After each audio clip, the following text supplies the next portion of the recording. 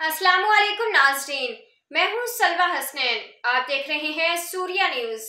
आइए नजर डालते हैं आज की अहम खबरों पर।